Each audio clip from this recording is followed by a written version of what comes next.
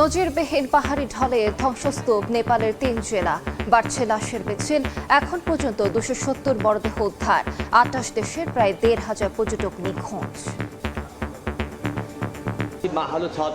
আমার স্ত্রী ভূমিধসের নিচে চাপা পড়ে যায়। ৪-৫ ঘন্টা পর একটি হেলিকপ্টার এসে আমাকে উদ্ধার করে। এখন পর্যন্ত কোনো আমরা বাংলাদেশি কারোর এরকম নিখোঁজ হওয়া বা মৃত্যুর খবর পাইনি। একজন রেস্কিউ করা গেছে, বাকি ৩১ জনে এখনো কোনো ট্রেস আমরা পাইনি। ঢলের পানি ভারতের দিকে নেমে আসায় বিহার ও উত্তরপ্রদেশে বন্যার সতর্কতা।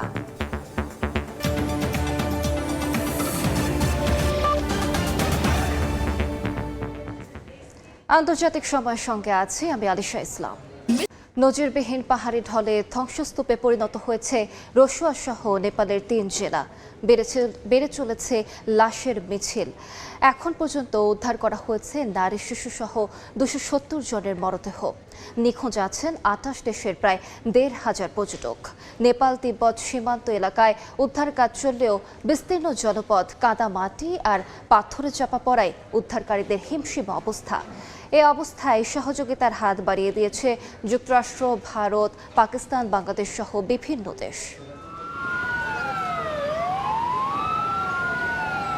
আবারও ক্ষতবিক্ষত হিমালয় কন্যা নেপাল। ২০১৫ সালের ভয়াবহ ভূমিকম্পের ১০ বছর পর এবার প্রলয়ঙ্করী পাহাড়ি ঢলে লণ্ডভণ্ড দেশটির তিব্বত সীমান্তবর্তী ৩ জেলা। মাইলের পর মাইল কেবল ধ্বংসস্তূপ, কাদামাটি আর পাথরে চাপা পড়েছে বাড়িঘর, রাস্তাঘাট সহ সবকিছু। স্রোতের তোরে ভেসে গেছে সড়ক, সেতু, বিদ্যুৎ কেন্দ্র। নিশ্চিহ্ন জনপদ জুড়ে এখন কেবল হাহাকার।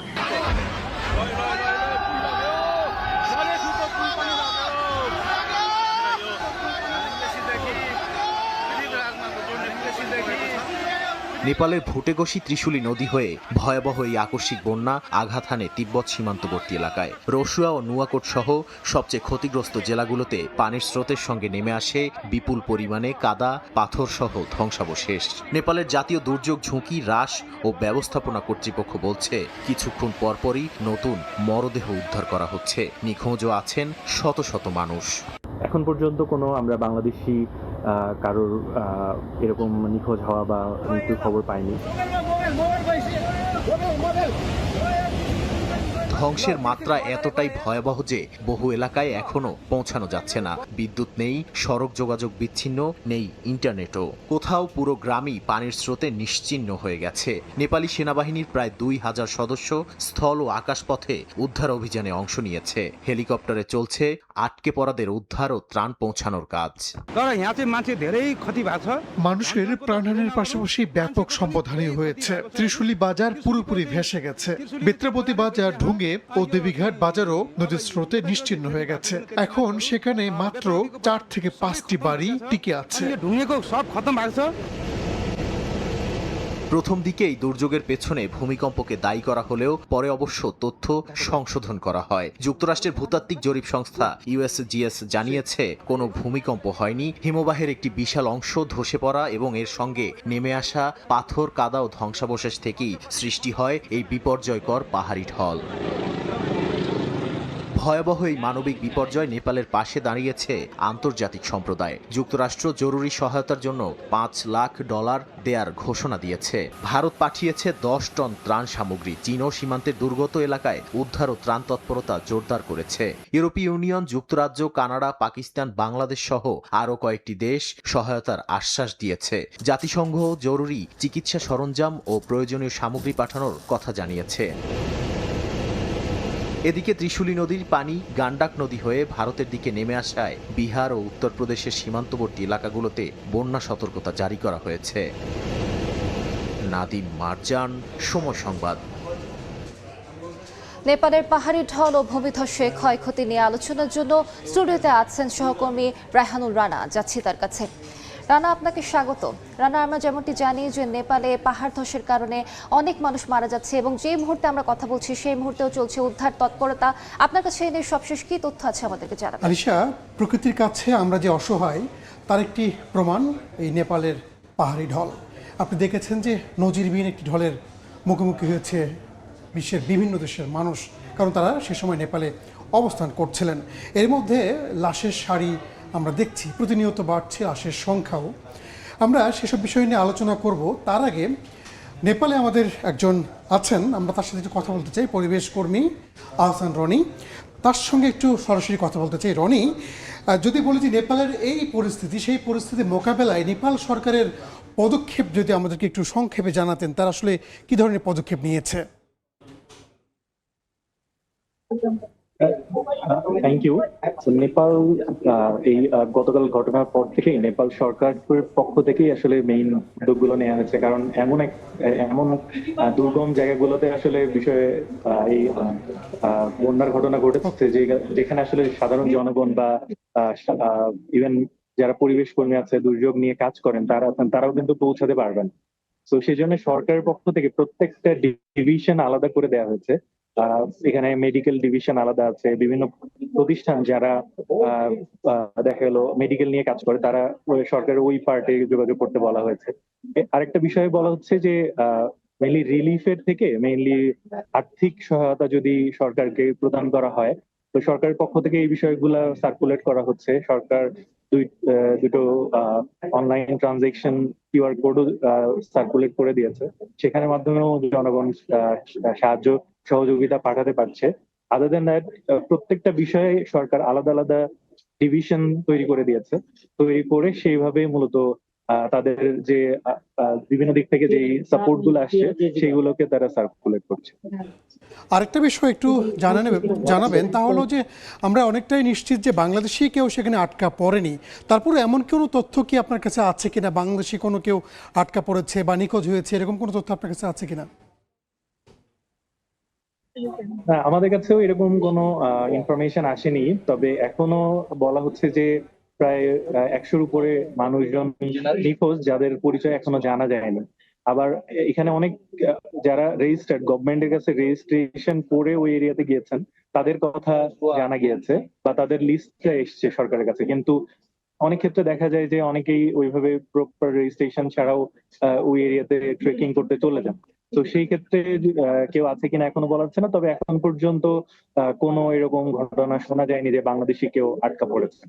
আরেকটা বিষয় একটু বলবেন যে আমরা নেপাল নিয়ে মানে জানতে পারছি, তিব্বতের ঘটনাটা যদি একটু সংক্ষেপে বলেন। তিব্বতেও তো অনেকেই নিখোঁজ আছে, অনেকেই হতাহতের খবর আমরা পাচ্ছি সেখানে কি বাংলাদেশি থাকার সম্ভাবনা আছে কিনা? সরি, আবার একটু যদি বলতেন। তিব্বতের ওই পাশে যে ধ্বংসস্তূপ, সেই ধ্বংসস্তূপেও বিশ্বের বিভিন্ন দেশের নাগরিক আটকা পড়েছেন, সেখানে কি বাংলাদেশি থাকার সম্ভাবনা আছে কিনা? সেখানে আছে, এটা আমরা অলরেডি খবর পেয়েছি যে আটকা পড়েছে এরকম খবর পাইনি, তবে এটা আমরা জানতে পেরেছি যে ওখানে একটা ট্রাভেল গ্রুপ অলরেডি সেখানে গিয়েছেন, তবে তারা সেফ আছেন যতদূর আমরা শুনেছি, এবং তারা মূলত ট্রাভেলের উদ্দেশ্যেই তিব্বতে গিয়েছেন। এবং তিব্বতের আসলে যে পার্টে ভূমিধস বা বন্যার ঘটনা ঘটেছে সেটা তো একদমই নেপালের বর্ডার পার্টে। সো আমাদের যারা বাংলাদেশিরা আছেন তারা এই পার্টে, তারা আসলে সেফ আছেন। ননি, আপনাকে অনেক ধন্যবাদ। আলিশা, আমরা সরাসরি নেপাল থেকে শুনছিলাম সেখানকার সবশেষ পরিস্থিতি। একটু আগে বলছিলাম লাশের শাড়ির কথা, আমাদের কাছে আরও কিছু তথ্য আছে, আমরা সেগুলো নিয়ে একটু আলোচনা করতে চাই। আপনি জানেন যে এরই মধ্যে কিন্তু অনেক মানুষের মরদেহ উদ্ধার করা হয়েছে এবং সেই সংখ্যাটা বারবার বাড়ছে, আপনি যেটা একটু আগে বলছিলেন যেমনটি। আরেকটি বিষয় দেখেন, একটু শুরুতেই বলছিলাম আমি যে প্রকৃতির কাছে অসহায় নেপাল। আপনি দেখেছেন হয়তো কালকের ভিডিওটি, যে মানে হলিউডের কোনো সিনেমাকেও এটা হার মানিয়েছে যে দৃশ্য আমরা দেখেছি। দেখেন, নিখোঁজ 28 দেশের পর্যটক, প্রায় 1500 পর্যটক সেখানে নিখোঁজ আছেন এই মুহূর্তে, এবং বেশিরভাগই ভারতীয়। এবং আরেকটা বিষয় আমি একটু যুক্ত করতে চাই, সরকার থেকে কিন্তু বলা হচ্ছে যে এই লাশের মিছিল কিন্তু বেড়েই চলেছে এবং এই সংখ্যাটি কিন্তু এখনো সঠিকভাবে বলা যাচ্ছে না, যত সময় গড়াচ্ছে ততই বেড়ে চলেছে। জি, আরেকটা বিষয় হচ্ছে যে নেপালের অবস্থান যেখানে, যে ভারত এবং চীনের মাঝামাঝি জায়গায়, এই দুটোই কিন্তু কার্বন নিঃসরণকারী দেশ। তো এই কারণে কিন্তু পরিবেশবিদ যারা আছেন তারা কিন্তু বলছেন যে এটা একটি প্রভাব পড়তে পারে, জলবায়ু পরিবর্তনের কারণে হতে পারে, এমনটি হয়েছে। আবার হতে পারে না, আপনি যদি বলেন যে এটা জলবায়ু পরিবর্তনের কারণেই এই ঘটনাটা ঘটেছে। আপনি দেখেন যে প্রথমে বলা হয়েছিল ভূমিকম্পের কথা, কিন্তু পরবর্তীতে এটা এসেছে যে হিমবাহ যে ধস, সেই ধসের কারণে ভূমিধসের কথা বলা হচ্ছে। যে নদীর পানি আটকা ছিল সেই পানিটা একসাথে যখন বেরিয়ে আসে তারপরে কিন্তু এই ভয়াবহ পরিস্থিতি তৈরি এবং হয়। বিজ্ঞানীরা কিন্তু বলছেন যে এই হিমবাহ, নেপালের হিমবাহ কিন্তু যত দ্রুত গলার কথা তার থেকে আরো দ্রুত কিন্তু এখন গলছে এই জলবায়ু পরিবর্তনের কারণে। জলের পরিবর্তনের কারণে আরেকটা বিষয় দেখেন, ধ্বংসস্তূপে চাপা কিন্তু পুরো জনপদ। আপনি জানেন যে মাইলের পর মাইল এলাকা পুরো ধ্বংসস্তূপে পরিণত হয়েছে। বেশ কিছু গ্রাম একদম তলিয়ে গেছে বলা যায়। যোগাযোগ ব্যবস্থা ব্যাহত হচ্ছে কারণ অনেক সেতু ধসে পড়েছে। আমরা দেখেছি, আপনি জানেন যে সহযোগিতার হাত বাড়িয়ে দিচ্ছে বিশ্বের বিভিন্ন দেশ, এর মধ্যে কিন্তু বাংলাদেশও আছে। জি। ভারত অলরেডি সহায়তা তারা পাঠিয়ে দিয়েছে সেখানে, এবং বাংলাদেশের যুক্তরাষ্ট্র, প্রধানমন্ত্রী ইউরোপীয় কিন্তু ইউনিয়ন, শোক প্রকাশ করেছেন হ্যাঁ, বাংলাদেশের এবং রাষ্ট্রপতি থেকে শুরু করে সবাই জি। কিন্তু শোকও জানিয়েছে। জি, এবং তারা বলছে যে যে কোনো ধরনের সহায়তা করতে তারা প্রস্তুত। তারা সবসময় প্রস্তুত। আরেকটি বিষয় দেখেন, এই নেপালের পানিটা ভারতের দিকে কিন্তু নেমে যাচ্ছে, যার কারণে ভারতের দুইটি রাজ্য, একটি বিহার এবং আরেকটি উত্তরপ্রদেশ, এই দুই রাজ্যেই বন্যার সতর্কতা জারি করা হয়েছে। এবং আপনি দেখেন যে নেপালেও কিন্তু যারা আটকা পড়েছে তারা বেশিরভাগই এই ভারতীয়। আমরা এই বিষয়ে একটু জানার জন্য বা আমাদের কলকাতার যে সহকর্মী সুব্রত, তার কাছে যাব, তার কাছে জানতে চাবো যে সুব্রত, আপনি জানেন যে বেশিরভাগ পর্যটকের যারা আটকা পড়েছেন বা নিখোঁজ তাদের বেশিরভাগই ভারতীয়। আচ্ছা, ভারতীয় পর্যটকরা ঠিক এই সময়ে এই নেপালের এই জায়গাতে কি করছিলেন সেই বিষয়টা জানাবেন। আরেকটি বিষয় জানাবেন যে ভারত সরকার কি ধরনের পদক্ষেপ নিচ্ছে। দেখুন, ভারতীয়রা বছরের বিশেষ কোনো দিন বা বিশেষ কোনো সময়কে নির্ণয় করে পর্যটন বা বিভিন্ন জায়গাতে দ্রষ্টব্য ঠিক করেন না। তাদের ছুটি ছাটা এবং এই সময়ে, যে সময়টি আপনার বিশেষ করে বর্ষাকালে যদিও পাহাড় বা পার্বত্য এলাকাগুলোতে নিষিদ্ধ থাকে পর্যটকদের, কিন্তু বর্ষাকালেই দেখা যায় যে ভারতীয়দের একটি বড় অংশ তারা পাহাড় পার্বত্য এলাকা এই সমস্ত জায়গাতে ঘুরতে পছন্দ করেন। এটি একটি বিষয় এবং সেটা একটা সামনের দিকে আপনি এই প্রশ্নটি অনেকটা যৌক্তিক যে কেন এই সময়টা বেছে নেওয়া হয়েছে। এবং দ্বিতীয় বিষয়টি হচ্ছে যে নেপালের পররাষ্ট্রমন্ত্রী শিশির খানালা উনি যেটা বলেছেন যে ৩০০-র ওপরে ভারতীয় পর্যটক তাদের নিখোঁজ হওয়ার কথা বা জানা যাচ্ছে সরকারিভাবে, কিন্তু সেই সংখ্যাটা অনেকটা বেশি হবে বলে মনে করা হচ্ছে, কারণ তিব্বতের দিকে অনেকে আটকে রয়েছেন। সেই সংখ্যাটাও কিন্তু এখনো পর্যন্ত ক্যালকুলেট করা সম্ভব হয়নি। আরেকটি বিষয় যেটি খুবই গুরুত্বপূর্ণ, আপনি আমাদের নেপালে যিনি রয়েছেন তাকে প্রশ্ন করেছিলেন যে বাংলাদেশি কতজন মারা গেছে ওই ঘটনায় বা এরকম নিখোঁজের কোনো ঘটনা ঘটেছে কিনা। রানা, আপনি জানেন যে প্রথমে এই ধরনের দুর্যোগের প্রথম কাজ হয় যে উদ্ধার তৎপরতা। পর্যটক সে ভারতীয় না, সে নেপালি না, সে পাকিস্তানি না আমেরিকান, সেটা নয়। তখন সবাই কিন্তু দুর্গত বা এই দুর্যোগের শিকার। প্রথমে তাদেরকে উদ্ধার করা হয় এবং উদ্ধার করার পরে তাদেরকে নাগরিকত্ব আইডেন্টিফাই করা হয়। এখন উদ্ধার তৎপরতা চলছে এবং উদ্ধার তৎপরতার শেষে আস্তে আস্তে করে জানা যাবে যে তার সেই যে এই যে প্রতিকূল দুর্ঘটনায় তারা আটকে পড়েছেন বা নিহত হয়েছেন তারা কতজন বাংলাদেশি, কতজন নেপালি, কতজন মার্কিন যুক্তরাষ্ট্রের, কতজন ভারতীয়। তবে হ্যাঁ, এখনো পর্যন্ত যেটি অনুমান বা আশঙ্কা, এখনো পর্যন্ত যে 298 জনের যে দেহ উদ্ধার করা হয়েছে এর মধ্যে হয়তো অনেকেরই হয়তো ভারতীয় হতে পারে। তো সব মিলিয়ে আশঙ্কা করা হচ্ছে, কিন্তু এখনো সরকারিভাবে তথ্যটি এখনো সামনে আসেনি। আর যেটি বলছিলেন যে ভারতের পক্ষ থেকে তাদের প্রতিক্রিয়া কি বা তাদের তৎপরতা কি, ভারত গতকাল থেকেই তাদের প্রতিক্রিয়া তৎপরতা জানিয়েছে। ইতিমধ্যেই উদ্ধার তৎপরতা চালানোর জন্য ভারত তাদের সেনাবাহিনী প্রস্তুত রেখেছে, বেসরকারিভাবে টিম পাঠানোর জন্য সীমান্ত এলাকায় মোতায়েন রাখা হয়েছে। সব মিলিয়ে ভারত নজর রাখছে। নেপাল সরকারের সঙ্গে ভারত সরকার সার্বক্ষণিক যোগাযোগ রক্ষা করে চলেছে। আর সবশেষে জানিয়ে রাখি যে এই ঘটনায় কিন্তু 32 জন কলকাতা থেকে একটি বেসরকারি পর্যটন সংস্থা থেকে 32 জন গিয়েছিলেন, তাদেরও কিন্তু খোঁজ খবর এখনো পাওয়া যাচ্ছে না। তো এই ছিল আমার কাছে নেপালে ভয়াবহ যে বান হয়েছে, যে বানে এখনো পর্যন্ত প্রায় এত সংখ্যক নিখোঁজ, সে সংক্রান্ত আমার কাছে থাকা সবশেষ তথ্য। সুব্রত, আপনাকে ধন্যবাদ। আলিশা, আমরা শুনছিলাম রানা, বিভিন্ন দেশের নাগরিকরা তো সেখানে নিখোঁজ রয়েছেন, সে সম্পর্কে কোনো তথ্য যদি আপনার কাছে থাকে। আমাদের কাছে একটা তালিকা আছে, আমরা যদি একটু এক পলকে সেই তালিকাটা দেখছি। বিশ্বের বিভিন্ন দেশে আপনি দেখেন কোন দেশের কতজন এখানে আছে। এখানে Bharat, Australia, Belarus, Canada, Finland, France, Germany, বিভিন্ন দেশের কিন্তু আমরা দেখছি, সংখ্যাটাও দেখছি। এছাড়া আমাদের কাছে আরো কিছু তথ্য আছে। একটু বলি যে 28টি দেশের কিন্তু 1,500 মানুষ নিখোঁজ আছে এখনো। দেখেন যে Hungary, Ireland, Israel, Lithuania, Malaysia, Netherlands, New Zealand, এরকম আরও বেশ কিছু দেশের সব মিলিয়ে কিন্তু 28টি দেশ টোটাল। এই সংখ্যাটা দেখেন, আরও বেশ কিছু ইউরোপিয়ান কান্ট্রির সেখানে পর্তুগাল, আছে, রাশিয়া, সিঙ্গাপুর, দক্ষিণ আফ্রিকা, ইউক্রেন, মানে এরকম বেশ যুক্তরাষ্ট্র। কিছু দেশের কিন্তু আমরা দেখছি। সবশেষ দেখেন যুক্তরাষ্ট্র এবং সবশেষ লাটভিয়া, জি। টোটাল 28টি দেশের 1,500 মানুষ এখনো কিন্তু সেখানে নিখোঁজ। আলিশা, রানা, আপনার মাধ্যমে অনেক গুরুত্বপূর্ণ তথ্য আমরা দর্শকদের জানিয়ে দিতে পারলাম। আপনাকে অসংখ্য ধন্যবাদ আমাদের সঙ্গে ধন্যবাদ। যুক্ত হবার জন্য। আমাদের সঙ্গে স্টুডিওতে যুক্ত হয়েছিলেন সহকর্মী রায়হানুর রানা। চোখের সামনে প্রিয়তমা স্ত্রীকে হারিয়েছেন, প্রকৃতির কাছে অসহায় হয়ে ঘন্টার পর ঘন্টা ছাদে আটকে ছিলেন কেশব প্রসাদ বারাল। অন্যদিকে মৃত্যুকে খুব কাছ থেকে দেখেছেন জীবিত উদ্ধার হওয়া 92 বছর বয়সী কেদারনাথ পারাজুলি। নেপালের ভয়াবহ বন্যায় উদ্ধারের পর সেই ভয়াবহ ঘটনার স্মৃতিচারণ করেছেন ভুক্তভোগীরা। প্রকৃতির কাছে যেন একটু করুণা ধার চাচ্ছেন এই বৃদ্ধা। সর্বস্ব হারিয়ে চোখে মুখে এখন শুধুই বিষাদের ছায়া। এমন শত শত হৃদয় বিদারক গল্পের জন্ম দিয়েছে নেপালের আকস্মিক পাহাড়ি ঢল।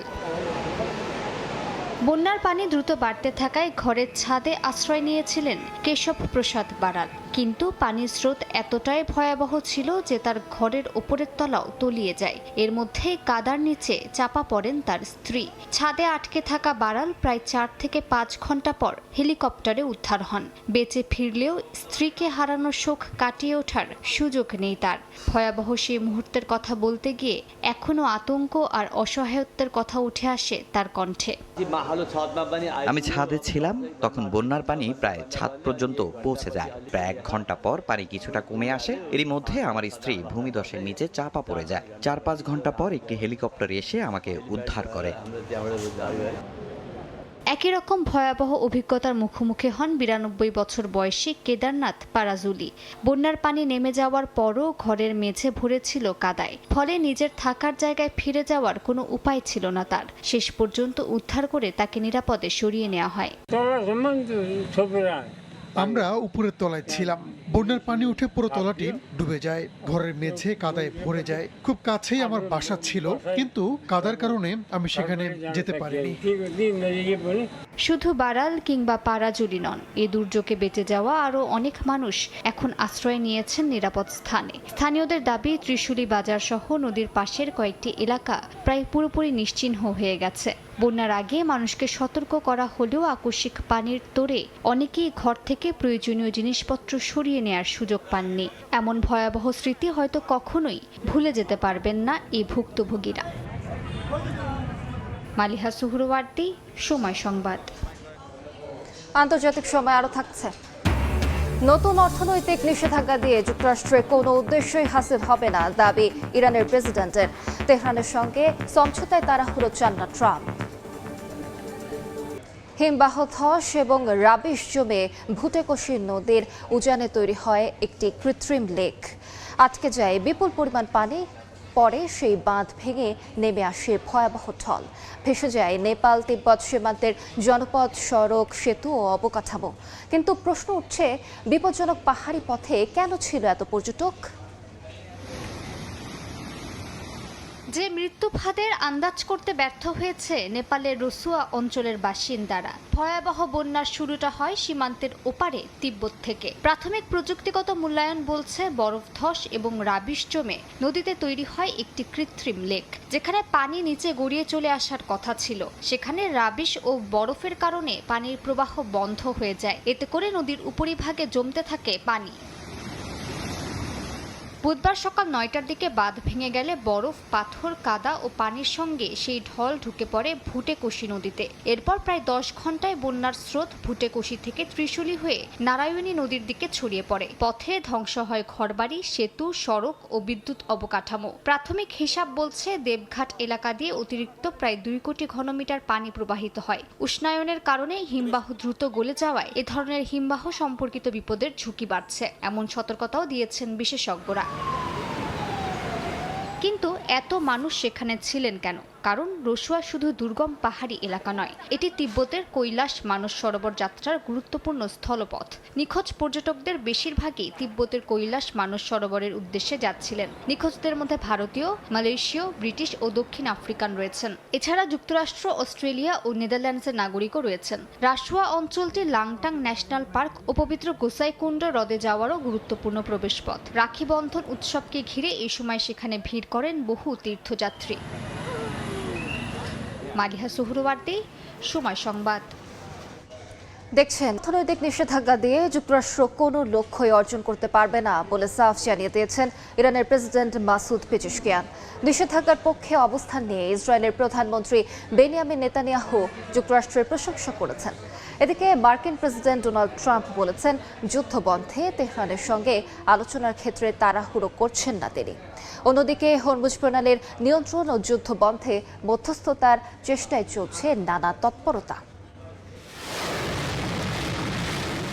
ইরানকে ঘিরে যুক্তরাষ্ট্রের নতুন নিষেধাজ্ঞা এবং মধ্যপ্রাচ্যের চলমান সংঘাতে উত্তেজনা আরও বেড়েছে। ইরানের পররাষ্ট্রমন্ত্রী আব্বাস আরাকচি জাতিসংঘকে পাঠানো চিঠিতে যুক্তরাষ্ট্রের নিষেধাজ্ঞাকে রাষ্ট্রীয় ও অর্থনৈতিক সন্ত্রাসবাদ আখ্যা দিয়েছেন। তার অভিযোগ, যুক্তরাষ্ট্র ইরানের বৈধ অর্থনৈতিক সম্পর্ক বিচ্ছিন্ন করতে চাইছে এবং এতে সাধারণ মানুষ, খাদ্য, ওষুধ ও প্রয়োজনীয় পণ্যের সংকটে পড়বে। তবে ইরানের প্রেসিডেন্ট মাসুদ পেজেশকিয়ান বলেছেন, অর্থনৈতিক চাপ দিয়ে যুক্তরাষ্ট্র কোনো লক্ষ্য অর্জন করতে পারবে না। তিনি বলেন, ইরান আলোচনার পক্ষে থাকলেও চাপের কাছে নতি স্বীকার করবে না। কয়েক দশকের নিষেধাজ্ঞা মোকাবিলার অভিজ্ঞতা দেশটির রয়েছে বলেও দাবি করেন তিনি।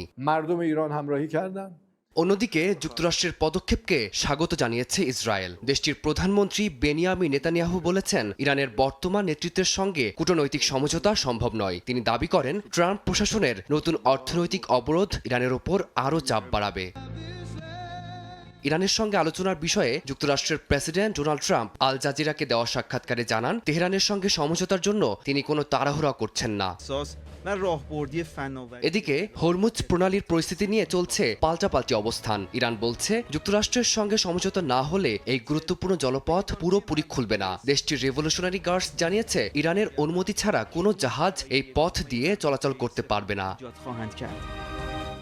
সংঘাত কমাতে চলছে কূটনৈতিক তৎপরতাও। কাতারের প্রধানমন্ত্রী শেখ মোহাম্মদ বিন আব্দুল রহমান আল থানি বৃহস্পতিবার তেহরান সফর করে উত্তেজনা কমানো এবং সংলাপের পরিবেশ তৈরির বিষয়ে ইরানি কর্মকর্তাদের সঙ্গে আলোচনা করবেন।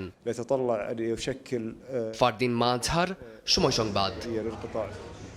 অস্ত্র হস্তান্তরের পাশাপাশি গাজার শাসনভার ছেড়ে দিতে রাজি হয়েছে স্বাধীনতাকামী সংগঠন হামাস। এমনটাই দাবি করেছে মার্কিন প্রেসিডেন্ট ডোনাল্ড ট্রাম্পের বোর্ড অব পিস।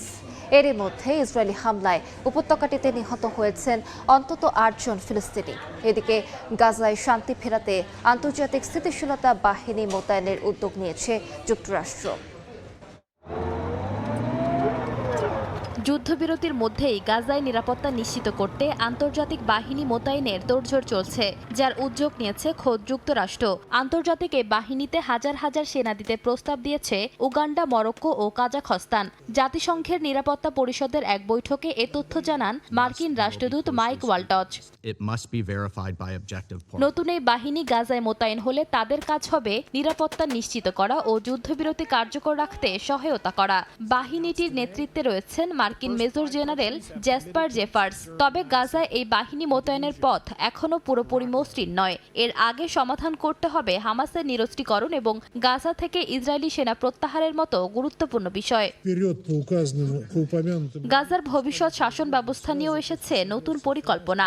একই বৈঠকে বোর্ড অব পিসের গাজা বিষয়ক প্রতিনিধি নিকোলাই ম্লাদেনভ জানান, হামাস গাজার শাসনভার ছেড়ে দেওয়ার পাশাপাশি নিজেদের অস্ত্র হস্তান্তর করতেও সম্মতি জানিয়েছে। পরিকল্পনা অনুযায়ী এরপর গাজা পরিচালনার দায়িত্ব নেবে জাতিসংঘের স্বীকৃত একটি অন্তর্বর্তী প্রশাসন। তবে যুদ্ধবিরতি ভেঙে আবারও লড়াই শুরু হলে গাজা এমন এক পর্যায়ে পৌঁছাতে পারে যেখান থেকে ফিরে আসার সুযোগ থাকবে না বলেও সতর্ক করেন ম্লাদেনভ। এর মধ্যেই গাজায় অব্যাহত রয়েছে ইসরায়েলি হামলা। গাজার স্বাস্থ্য মন্ত্রণালয় জানায়, গত ২৪ ঘন্টায় ইসরায়েলি হামলায় কয়েকজন ফিলিস্তিনি নিহত এবং গুরুতর আহত হয়েছেন। দক্ষিণ গাজার খান ইউনিসে বাস্তুচ্যুতদের একটি তাঁবুতেও ইসরায়েলি ড্রোন হামলায় নিহত হন আরও কয়েকজন। যুদ্ধবিরতি কার্যকর হওয়ার পর ইসরায়েলি হামলায় নিহত ফিলিস্তিনির সংখ্যা বেড়ে দাঁড়িয়েছে ১৩০৩ জনে। ঈশিতা আক্তার, সময় সংবাদ। তাইজ শহরের কাছে আল সাফা এলাকায় সরকারি বাহিনীর সঙ্গে হুথিদের তীব্র সংঘর্ষ হয়েছে। সরকারি বাহিনীর দাবি, ওই লড়াইয়ে 8 হুথি সদস্য নিহত এবং 15 জন আহত হয়েছেন। বিদ্রোহী গোষ্ঠীটির কাছে অস্ত্র ও অর্থ পৌঁছানো ঠেকাতে সীমান্ত পথ ও বন্দর বন্ধের নির্দেশ দিয়েছে ইয়েমেন সরকার। চোরাচালানের মাধ্যমে এসব পথ দিয়ে অস্ত্র ও যুদ্ধের সরঞ্জাম পৌঁছানো হচ্ছে বলে অভিযোগ দেশটির সরকারের। হুথিদের কাছে অস্ত্র ও অর্থের সরবরাহ বন্ধে কঠোর পদক্ষেপ নিয়েছে ইয়েমেন। নিয়ন্ত্রণের বাইরে থাকা সব বন্দর ও সীমান্ত পথ বন্ধের নির্দেশ দিয়েছেন প্রেসিডেন্সিয়াল লিডারশিপ কাউন্সিলের চেয়ারম্যান রাশেদ আল আলিমি। তার অভিযোগ, চোরাচালানের মাধ্যমে এসব পথ দিয়ে অস্ত্র ও যুদ্ধের সরঞ্জাম পৌঁছানো হচ্ছে। এই কাজে জড়িত কর্মকর্তা ও সহযোগীদের বিরুদ্ধেও ব্যবস্থা নেওয়ার নির্দেশ দিয়েছেন তিনি। সরকারের এমন কঠোর পদক্ষেপের মধ্যে ইয়েমেনে বাড়ছে হুথিদের হামলা। দেশটির দক্ষিণ পশ্চিমাঞ্চলীয় শহর তাইজে সরকারি একটি বিচারিক কমপ্লেক্সে মর্টার হামলা চালানো হয়েছে। গত মাসের শেষ দিকেও একই কমপ্লেক্সে হামলা চালিয়েছিল হুথিরা। সরকারের অভিযোগ, বিচারিক কমপ্লেক্সের পাশাপাশি তাইজের বেসামরিক স্থাপনা ও আবাসিক এলাকাতেও হামলা চালাচ্ছে তারা। এর আগে তাইজ শহরের কাছে আল সাফা এলাকায় সরকারি বাহিনীর সঙ্গে হুথিদের তীব্র সংঘর্ষ হয়। সরকারি বাহিনীর দাবি, হামলা প্রতিহত করতে গিয়ে শুরু হওয়া ওই লড়াইয়ে 8 হুথি সদস্য নিহত এবং 15 জন আহত হয়েছেন। অন্যদিকে ইয়েমেনের পশ্চিম উপকূলে সংঘর্ষে সরকারপন্থী ন্যাশনাল রেজিস্ট্যান্স ফোর্সের 3 সদস্য নিহত হয়েছেন।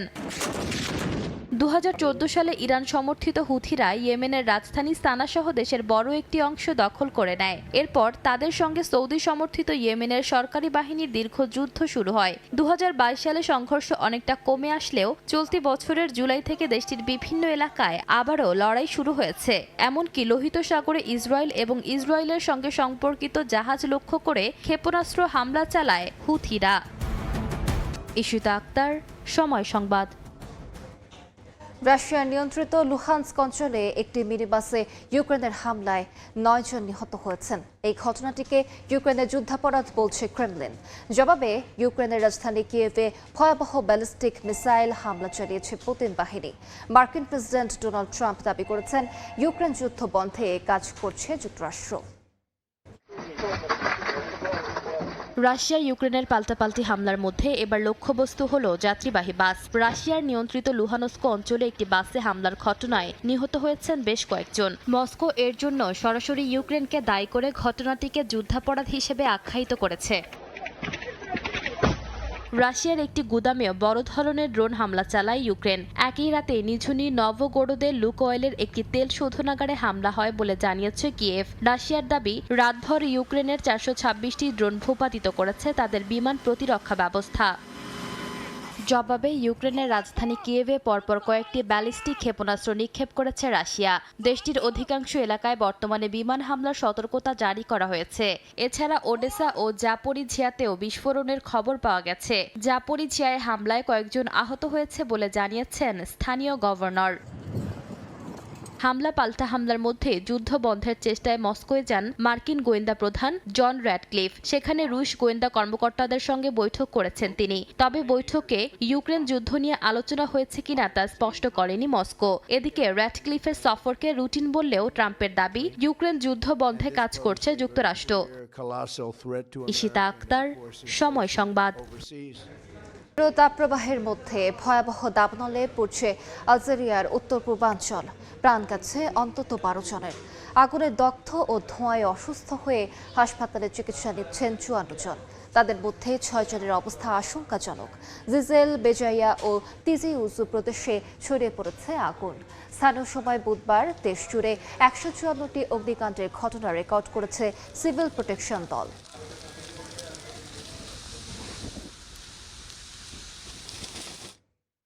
দেখছেন আন্তর্জাতিক সময়, সঙ্গেই থাকুন। দেখছেন আন্তর্জাতিক সময়। ভারতের উত্তরপ্রদেশে একটি প্রশিক্ষণ বিমান বিধ্বস্ত হয়ে 2 জন নিহত হয়েছেন। নিহতদের একজন প্রশিক্ষক পাইলট এবং প্রশিক্ষণার্থী ছিলেন। স্থানীয় সময় বৃহস্পতিবার সকাল 11:30টার দিকে কানপুরের এভিয়েশন ট্রেনিং সেন্টার থেকে প্রশিক্ষণ ফ্লাইটে উড্ডয়ন করে বিমানটি। প্রায় 20 মিনিট পর প্রশিক্ষণ কেন্দ্রে ফেরার সময় গঙ্গা নদীর তীরবর্তী একটি খোলা মাঠে এটি বিধ্বস্ত হয়।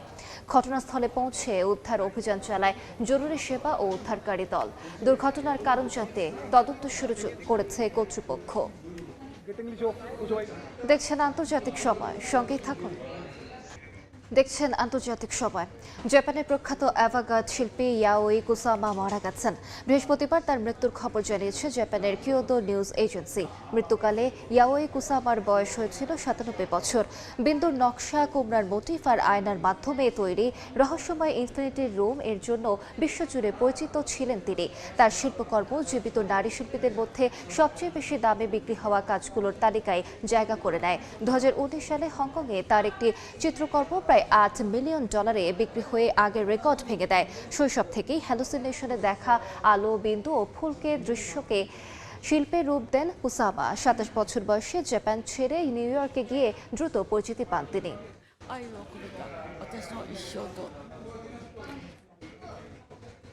আন্তর্জাতিক সময় শীর্ষ সংবাদগুলো জানিয়ে দিচ্ছে আরেকবার।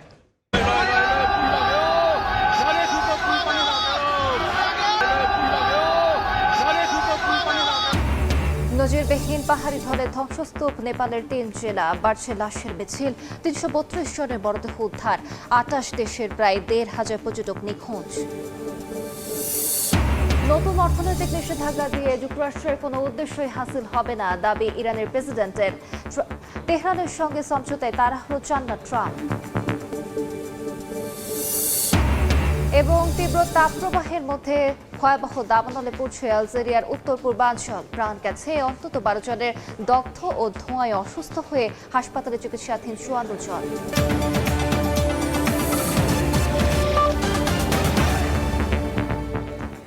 এ ছিল আন্তর্জাতিক সময়। এরপর বিকেল 5টার সময় সংবাদ নিয়ে সঙ্গে থাকবেন মনির হোসাইন। ধন্যবাদ আলিশা আপনাকে। বিকেল 5টার সময় সংবাদ নিয়ে আসছে কিছুক্ষণ পর, সঙ্গেই থাকুন সময়ের।